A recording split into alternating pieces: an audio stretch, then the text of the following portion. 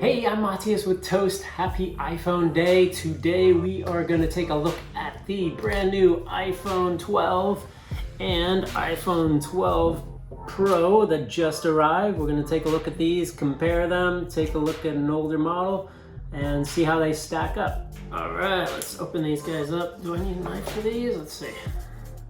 Oh, not with these ones.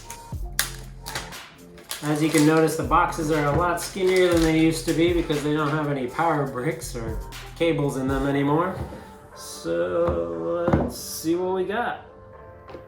All right, so this is the iPhone 12 and this is the iPhone 12 Pro with the 3 lenses here.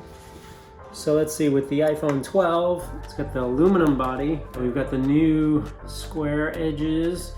That is very familiar with the new iPads, the Pro 12, 4th generation. This is kind of interesting. They've got the curved glass coming in here, so that back is kind of doing a nice detail. And so this is the black version, I think.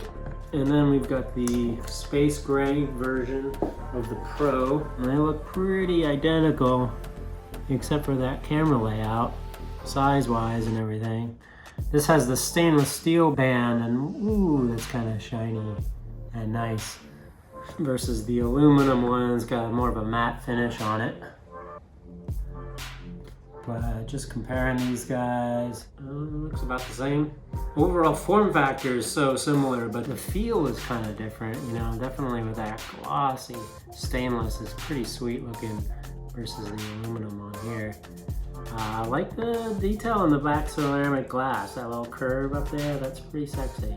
And those cameras don't stick out too much past them. Let's compare these to the last generation. This is a 11 Pro Max, but definitely got skinnier with the new model. They took out a good millimeter out of there. That's quite a bit difference. The cameras are really similar. Maybe, oh, okay, that bezel on the glass is actually very similar. So how about feel? I have to say that going the old new feels actually more secure in your hand. You know, this is kind of the slippery soap stick, and this one, because of those edges, definitely give it a little bit more hand feel. Weight wise, it's a bigger phone, so it's kind of hard to compare apples to apples right there, but this actually feels lighter to me. I remember feeling the last generation Pros when those came out, it felt like a really dense brick, and this feels a little bit lighter to me, which is nice actually.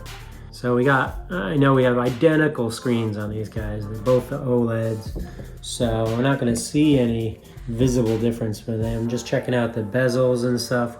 Looks pretty familiar amount of bezel on that screen, but it sort of has a different feel to it, coming like just having a flat. Everybody else has kind of moved to that curved screen of the older iPhones, whereas this actually makes the bezel feel a little bit bigger, having it just like right on the square like that. I like the sharpness. I dig that. It almost does feel retro.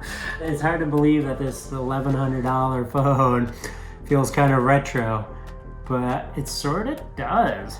It feels kind of old school a little bit, which is neat. So speaking of retro, I went back into the closet here at Toast and pulled out an iPhone 5. So we could take a look and see if my retro hunch felt right. And holy cow, this thing is small. I can't believe this was like the flagship for a while. And it was also light. I almost thought it was a dummy phone for a minute. But let's look at these details and look at this thing. This is much smaller than a mini, that's for sure. What's interesting is, you know, the thickness is about the same. Those corners are very similar. They had that polished bezel before. Now we just got a slightly rounded bit. So we're gonna get to work. If you like these videos, don't forget to subscribe and like them, and we will see you in the next one.